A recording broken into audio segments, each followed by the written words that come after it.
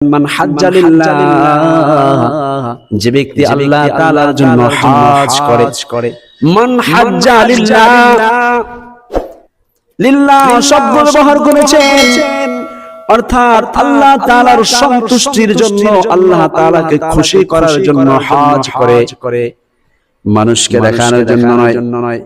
হজ করে সে বলবে, মানুষ আমাকে হাজী সাহেব বলবে। মানুষ আমার পোস্টারের ভিতরে যখন নাম লিখবে, আমার নামের পূর্বে আল হাজ কেন লাগায় নাই, কেন লেখায় নাই, পোস্টার এটা বাতিল এমন আসেনি বলেন। ও মুসলমান ইমানদার, এই জাতীয় হজ যারা করবে তাদের কপালে কোনোদিন ওই পাথরের সুপারিশ জুটবে না। এজন্য হাদিসে পাওয়া যায়, আল্লাহর হাবিব সাল্লাল্লাহু আলাইহি ওয়াসাল্লাম কিয়ামতের ময়দানে একজন আলেমকে জিজ্ঞেস করবেন, ও আলেম সাহেব, দুনিয়ার জমিনে তোমাকে বহু সংখ্যক নিয়ামত দেওয়া হয়েছিল, নিয়ামতগুলো তার সামনে উপস্থাপন করা হবে, তার সামনে বিভিন্ন প্রকারের দামি দামি নিয়ামতগুলো থাকবে। আল্লাহ বলবেন, আলেম সাহেব, আপনার সামনে যে নিয়ামত দেওয়া হয়েছে, এই নিয়ামতের বিনিময়ে আপনি কি আমল করে এসেছেন? আল্লাহু আকবার। আলেম সাহেব জবাব দিবে, ওগো আল্লাহ, জমিনে আপনার সন্তুষ্টির জন্য আমি আলেম হয়েছি, মাদ্রাসায় পড়েছি, ছাত্রদেরকে শিক্ষা দিয়েছি, বয়ান করেছি, ওয়াজ করেছি, মসজিদে নামাজ পড়িয়েছি। আল্লাহ পাক রব্বুল আলামিন বলবে, হ্যাঁ সবই তো করেছো, তবে তুমি এইগুলা করেছো মানুষকে দেখানোর জন্য। মানুষ তোমাকে বড় ওয়াইজিন বলবে, মানুষ তোমাকে বড় বক্তা বলবে, মানুষ তোমাকে বড় খতিব বলবে, মানুষ তোমাকে হাফেজ সাহেব বলবে। মানুষকে খুশি করানোর জন্য এই কষ্টগুলো করেছো, আলেম হয়েছো, সুতরাং এই সম্মান তুমি জমিনে পেয়ে গেছো। যাও আজকে তোমার জন্য জাহান্নাম ছাড়া কোনো ব্যবস্থা নাই। নাউযুবিল্লাহি মিন যালিক, নাউযুবিল্লাহ। আল্লাহ আমাদেরকে বাঁচাক, এই সমস্ত বিপদ থেকে বাঁচাক। এই জন্য যা কিছু শিখবো, যা কিছু করব, যত নেক আমল হবে কার জন্য? আল্লাহ তাআলা বলে দিয়েছেন, ইন্নাস সালাতি ওয়া নুসুকি ওয়া মাহইয়ায়া ওয়া মামাতি লিল্লাহি রাব্বিল আলামিন।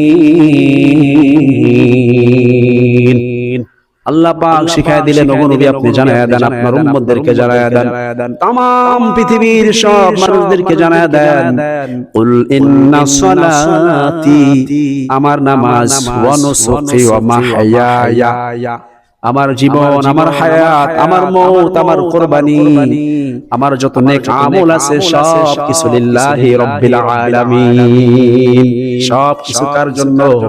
রব্বুল আলামিনের জন্য হবে।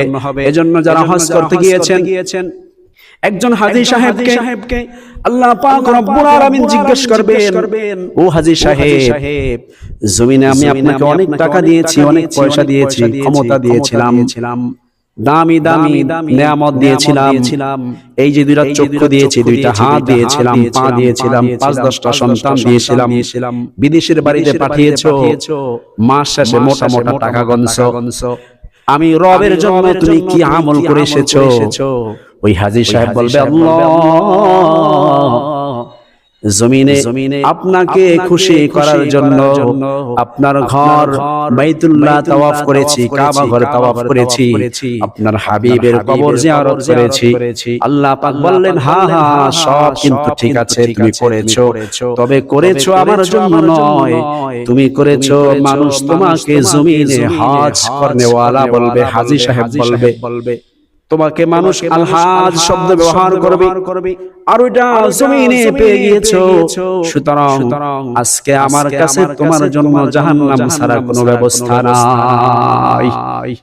তখন জাহান্নামের আসামি হতে হবে। এজন্য হজ করতে হবে কার জন্য?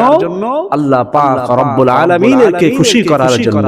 এজন্য তো আল্লাহর রাসূল বলেন, মান হাজ্জা লিল্লাহ, যে ব্যক্তি হজ করে আল্লাহ তাআলার জন্য, রব্বে কাবাকে খুশি করার জন্য, আল্লাহর রাসূল বলেন, এবং এই হজে গিয়ে কোনো অশ্লীলতা, খারাপ কাজ করে না।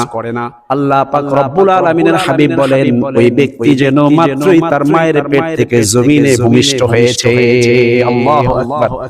অর্থাৎ হজ করে যখন আসে তখন তার কোনো গুনাহ থাকে না, আল্লাহ সব গুনাহ মাফ করে দেয়।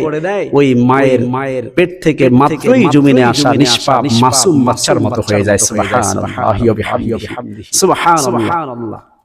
শুধু তাই নয়, আল্লাহর হাবিব বলেন, যে ব্যক্তি আল্লাহ তাআলার জন্য হজ করে, আল্লাহ রাসূল সাল্লাল্লাহু আলাইহি ওয়াসাল্লাম বলেন, আল হজ্জুল মাবরুর লাইসা লাহু জাযাউন ইল্লাল জান্নাহ।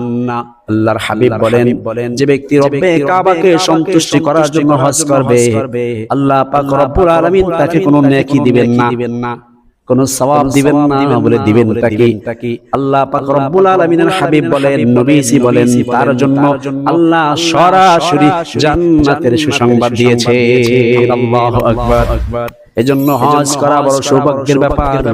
হজ তো করতে পারবে তারাই যারা আল্লাহ তাআলা যাদেরকে কবুল করেছেন, যাদেরকে মুমিন বানাইছেন, তাদের দ্বারাই সম্ভব।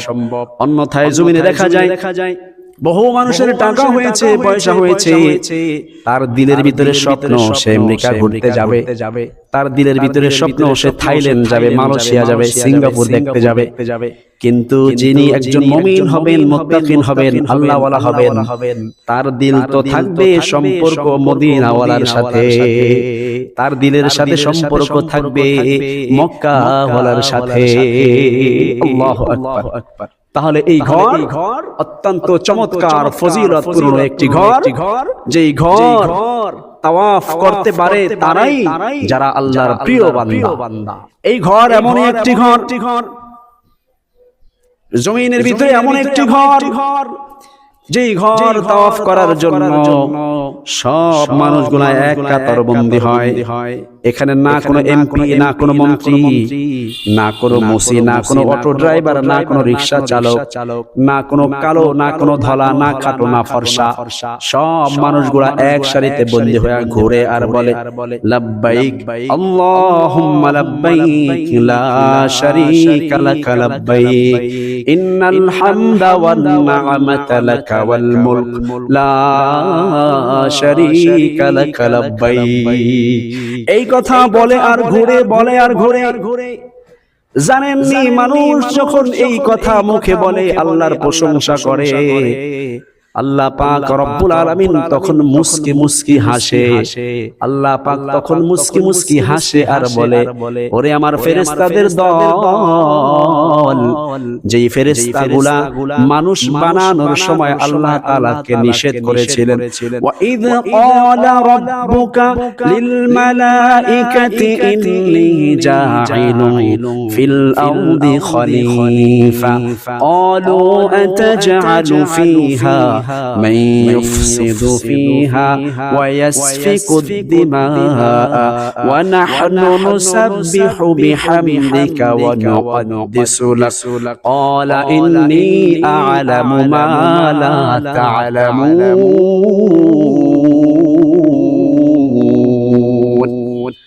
আল্লাহ পাক রব্বুল আলামিন মানুষকে যখন বানানোর ইচ্ছা করলেন, ফেরেশতাদেরকে ডাকলেন, ফেরেশতাদেরকে বললেন, ও ফেরেশতাদের দল, আমি জমিনে আমার প্রতিনিধি বানাইতে চাই, খলিফা বানাইতে চাই, যেই খলিফাগুলো আমার হুকুম বাস্তবায়ন করবে, আমার হুকুমগুলো নিজে মানবে এবং জমিনে বাস্তবায়ন করার চেষ্টা করবে।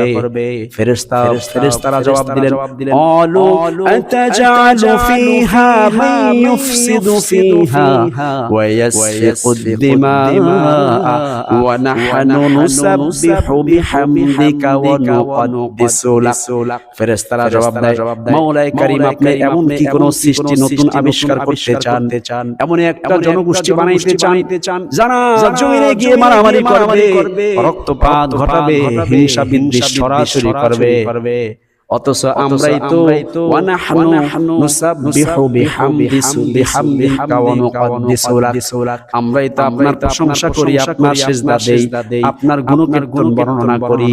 আল্লাহ বলেন, ইন্নী আ'লামু মা লা তা'লামুন। ও ফেরেশতাদের দল, আমি আল্লাহ যা জানি তোমরা তা জানো না। এই মুসলমান, এই বান্দাগুলো যখন কাবা শরীফের চতুর্দিক যখন ঘুরে আর বলে, লাব্বাইক আল্লাহুম্মা লাব্বাইক লা শারীকা লাক লাব্বাইক ইন্নাল হামদা ওয়ান নি'মাতা লাকা ওয়াল মুলক লা শারীকা লাক লাব্বাইক। এই কথা যখন বলে আল্লাহর ফেরেশতাদেরকে আল্লাহ ডাক দিয়া বলে, এরে ফেরেশতাদের দল, তোমরা তো নিষেধ করেছিলা, দেখো আমার বান্দা জমিনে শুধু মারামারি করবে, কাটাকাটি করবে, রক্তপাত করবে, তাই নয়, দেখো আমার বান্দা আমার ঘরের চতুর্দিকে ঘুরে আর বলে লাব্বাইক আল্লাহুম্মা লাব্বাইক লা শারীকা লাক লাব্বাইক ইন্নাল হামদা ওয়ান নি'মাতা লাকা ওয়াল মুলক লা শারীকা লাক লাব্বাইক। আল্লাহ তাআলা ফেরেশতাদেরকে ডাক দিয়া বলে, ফেরেশতাদের দল, দেখো দেখো দেখো দেখো আমার বান্দা আমার প্রশংসা করতেছে, আমার গুণকীর্তন প্রশংসা করতেছে, বলা বলে করতেছে। আল্লাহ পাক রব্বুল আলামিন ওই সময় মুস্কি মুস্কি হাসে।